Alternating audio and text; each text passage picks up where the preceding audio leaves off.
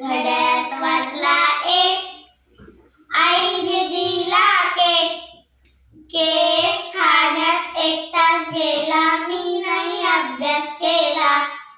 घड्याळात वाजले 2, बाबाचा आला फोन.